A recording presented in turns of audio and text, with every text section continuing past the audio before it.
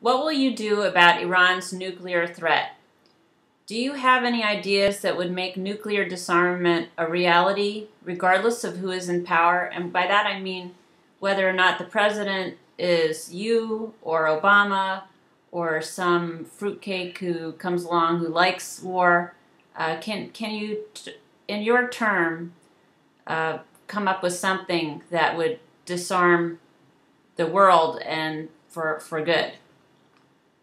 Yes, it's called the solar hydrogen economy, where we would get off of the oil and uranium and coal and all these nasty toxic fossil fuels that are poisoning the entire planet, making it uninhabitable if you believe the National Academy of Sciences. I do, for one thing. I'm the senior scientist of my organization. I'm appalled that neither Obama or Romney even make reference to the National Academy of Sciences. It's like we don't listen to them at all. They're pushing an energy policy of more oil, more fracking of gas and oil. This is poisoning every county of every state all across the country. And when you poison the country, you poison its people, and that's creating trillions of dollars of very nasty healthcare costs. And it's a worldwide problem because these poisons go worldwide, and no one in the presidential campaign is even talking about any of this. It's a horrific end of the, we are in the watching the only planet in the universe that can sustain us being made uninhabitable, and no one's talking about that in this presidential pass so that the majority of citizens can take charge of this federal government, and then we can change course with wartime speed to this solar hydrogen economy. Yes, I do. I think the major players have to divest themselves of nuclear armaments to begin with. If we don't do it and set a good example, nobody else, why would anybody else want to follow? Sort of like with our democracy, if we want other people to adopt democracies throughout the world, we have to become the best democratic republic that we possibly can and set a good example. Other people will come to us instead of us exercising sort of an imperialistic and exceptionalism type view, imposing it on other countries when they don't even want it. Do you think that nuclear disarmament is going to make other people follow suit, or will it make us look weak?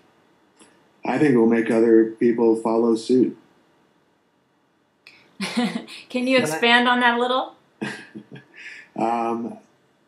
Why? Why would they follow suit? What we're saying we want other people to do, why should they do it? I don't think it's a weakness. I think people confuse being generous, being kind, being compassionate with weakness. And love is the most powerful force on earth.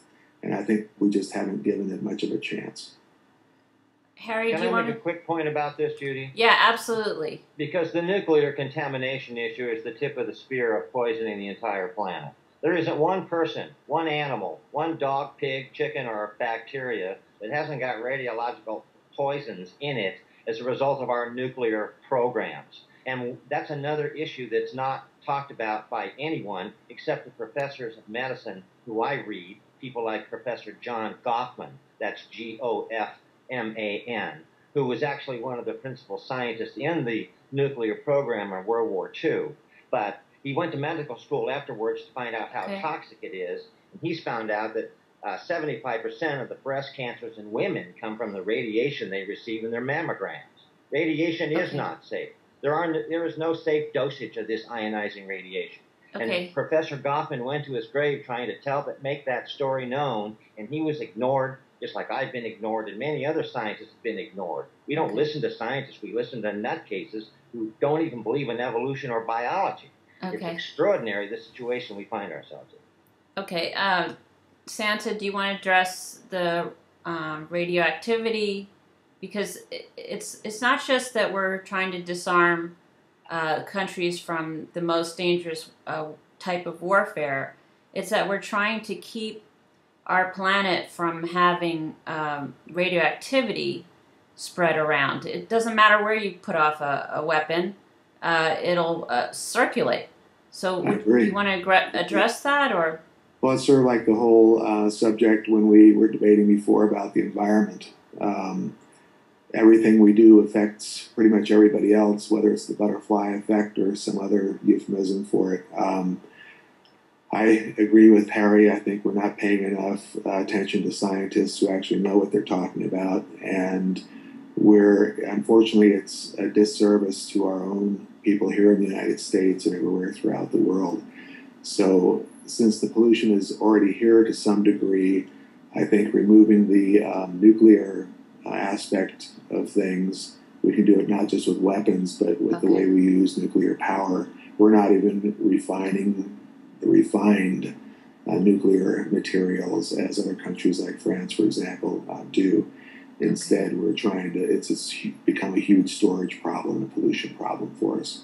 Right. Okay. Yeah, it is for them too, though, Santa. In fact, there have been riots in Germany as the French are trying to take their spent fuel that they can't figure out what to do with and dump it somewhere. And by treaty, they're able to dump it in Germany. And there's big riots over that too. I've heard about that. No one knows how to deal with this stuff. We should stop. We should have a constitutional amendment to forbid it. The main radiological isotope is uranium-238, and it is called depleted uranium. It's 90% of the waste, and it's blowing worldwide. They don't do anything to control it. They don't even put it in caskets. They're putting it on the tips of every weapon system in the Department of Defense, every machine gun bullet, every artillery shell. They all carry depleted uranium. It's a great way to get rid of our nuclear waste. You blow it up, but when you do, you pulverize it, and it goes worldwide in the wind and the water. This is craziness what our government's doing. It's criminal. These people ought to be arrested and tried as the criminals they are. And let me just say, Professor John Goffman said, only one word characterizes what must be done, and that word is Nuremberg. And if people don't remember what that meant, they need to read their history books and find out. Now, with respect to the nuclear stuff, perhaps Monsanto can figure out a way to put it in food. Yes, they do, absolutely. They're just as much a criminal, corporate criminal group as is the nuclear industry, and they dwarf what the Nazis did. Well, and they get away with it legally because our lobbyists run our government. Well, the thing is, there's one little piece that you're forgetting, which is they have to find a way to make money at it. And then they'll do it, no matter what it is. Well, they can make money selling hydrogen, Judy, and they don't do it at all. Well, why is that? The hydrogen economy 100 years ago, where all the cars and trucks and buses would be using a pollution-free fuel 100 years ago. Right. Oh, but the oil companies didn't want to hear about that. Okay. The coal companies don't want to hear about pollution-free fuels coming from water and sunshine, for heaven's sakes.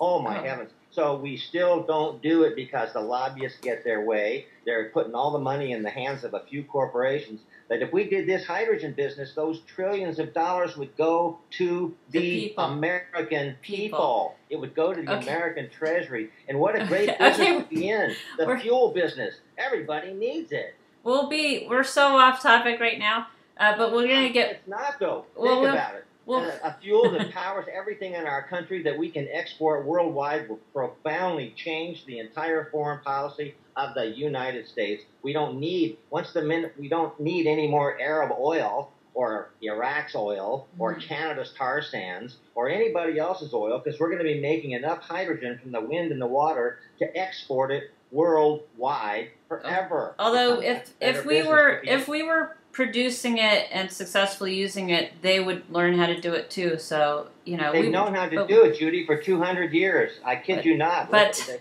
we have to move on.